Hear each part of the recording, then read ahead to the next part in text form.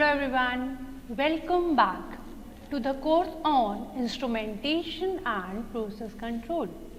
Myself, Nidhi Mehta, Assistant Professor at Chemical Engineering Department, LJIET Institute of Engineering and Technology. So, let's just start our today's session with a new topic, which is response of first order system. So, before starting this topic, let's just understand what are learning objective of this particular topic. So, once we complete this topic, we will be able to understand and identify first order system.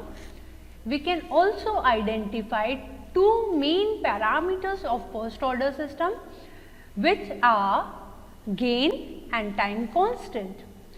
We can able to predict first order system respond to different type of disturbances, right. So, we will be able to understand and correlate how actually first order system respond to any disturbance which is coming into it, right. So, let us just start our today's topic. So, basically, what do we mean by a first order system? A first order system is a system or a dynamical system whose dynamics are given by first order differential equation. In simplest form, if I want to explain a first order system, then it can be defined as a system whose input and output can be correlated with each other or can be represented in the form of a first order differential equation. Then such equations or such systems are termed as first order system. So, when we are talking about a first order system, representation of a first order system is given by A1 dy by dt plus A0 y equals to b f of t. So, what do we mean by y here and what do we mean by f of t here, right. So, y, which is denoted here, is our output. The output which is coming out of the system or the output which is given by the system is denoted by y. F of t is basically a forcing function, or it is also known as input function, the input which we are giving into a system. A1, A0 and B are parameters of the system, right. So, whenever we can relate input and output using first order differential equation, then such systems are termed as first order system. There are many examples of first order systems such as mercury in glass thermometer, liquid level system, heating system, interacting tank and so on, right. So, one by one we will derive and see how their input and output are correlated with each other and what are the various parameters which actually affects those systems. And as you can see here, so A1 dy by dt plus A0 y equals to bt, this is our equation. So, if I divide the entire equation u by A0, so it will be A1 by A0 dy by dt plus y, because A0 by A0 is 1, equals to f of t. Now, again A1 by A0 can be written as tau. So, d by A0 can be written as kp. So, tau here is our time constant and kp is actually the process gain. This is how you represent first order system of any equation or first order equation of any system, right. This is representation of first order system. Now, if you apply Laplace, So it can be tau S y of S minus y0 plus y of S equals to Kp f of S, right. So if you take y of S common and shift the term, you will be getting y of S, which is our output, upon f of S, which is forcing function of or our input, equals to Kp upon tau S plus 1. So this is basically the simplest form of representing first order system, and it is known as transfer function. Transfer function means a ratio of output upon input of any given system. So this is our transfer function for first order system, where Ys is output, f of s is input, Kp is gain, tau is time constant, s plus 1. Now let's start our today's first derivation, which is mercury thermometer. As I already informed you that mercury in glass thermometer is example of first order system. That means its application or the way it works can be represented in the form of first order differential equation. So let's just start. We are going to derive a relationship between output and input for mercury in glass thermometer. Now as you can see here, what is our aim?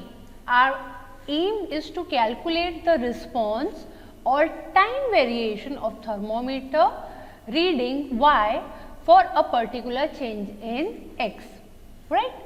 So let's just consider that a thermometer is located in a flowing stream, right, and the temperature of that flowing stream is X, right. So as you can see, this is our bulb of thermometer. This is the inside portion is mercury. This orange shaded one is our glass wall, and the dotted one outside will be our film resistance. So X is the bath temperature or liquid or fluid temperature in which mercury thermometer is being immersed. Now as we all know that for any derivation we must do some basic assumptions, right. So in mercury in glass thermometer we are having three different assumptions. First one, all the resistance to heat transfer resides in the film surrounding the bulb. That means the resistance which is offered by the glass of thermometer and mercury is neglected. So we are assuming that there is no resistance to heat transfer from bath to the mercury. Second assumption is all the thermal capacity is in the mercury. Furthermore, at any instant it is assumed that mercury will have uniform temperature throughout, right. We are assuming that mercury is having a uniform temperature throughout the thermometer. And the third assumption is the glass wall of thermometer will neither contract nor expand. So these are the three basic assumptions of this particular derivation. Now it is assumed that thermometer is initially at steady state, and when time is 0, initially we are keeping thermometer at steady state, that is at room temperature. Then at some given time t equals to 0, we will immerse that thermometer in a bath of fluid which is having temperature x of t. So now what we can do is we will be applying unsteady state energy balance. Why we are applying energy balance? Because this is a case of energy transfer, right, heat transfer. So we are applying energy balance. So as you can see here, input rate minus output rate equals to rate of accumulation. Now in mercury in glass thermometer there is no output in physical form, right. So output term will be 0. So what is input? Input is HA delta T, right? So HA delta T, the difference in temperature, how much heat will be going inside. Temperature of bath minus temperature shown by steady state thermometer. So x minus y. So input is given as HA x minus y, and rate of accumulation, where the heat is going to accumulate inside the mercury. So mCp delta T will be rate of accumulation. So mCp delta T can be given as change in thermometer reading, which is dy by dt. So as you can see, A is our surface area of bulb for heat transfer, C is our heat capacity of mercury, M is mass of mercury in bulb, and T is time, H is film coefficient of heat transfer. Now let's just say we are going to apply steady state condition to our heat energy equation. The equation which we have obtained, that is HA x minus y equals to mc dy by dt. Just apply steady state to that equation. So it will reduce to HA x of s minus y of s. This small s in suffix shows steady state condition, right, equals to 0. Why 0? Because anything which is changing with respect to time, that is constant value. At steady state, variables are constant. So dy by dt is 0. Now we will subtract this steady state equation from unsteady state equation, that is equation number 1. So it will be HA x minus x of s minus y of s, which is equals to mc dy minus y of s by dt. We can substitute y of s because dy s by dt is ultimately 0, right. Doing this and introducing deviation variable. Deviation variable means instead of x minus x of s, we will introduce capital X, and instead of y minus y of s, we will introduce capital Y. So doing that, it will be HA capital X minus capital Y equals to mc dy by dt. Now transfer this mc here, transfer this HA here, so it will be capital X minus capital Y equals to mc upon HA dy by dt. Again, mc upon HA is nothing but tau, which is our time constant. So it will be x minus y equals to tau dy by dt. Now apply Laplace to this equation. It will be x of s minus y of s equals to tau s y of s minus y of 0. The value of y of 0 is ultimately 0 because at time, when time is 0, the thermometer reading will ultimately be 0, right. So this is our equation.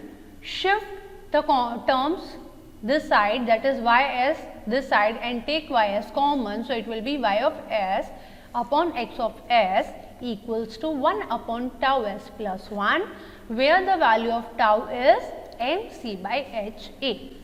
So this is the final output or derived term for mercury in glass thermometer. Hope the topic which we covered today is quite clear. Thank you.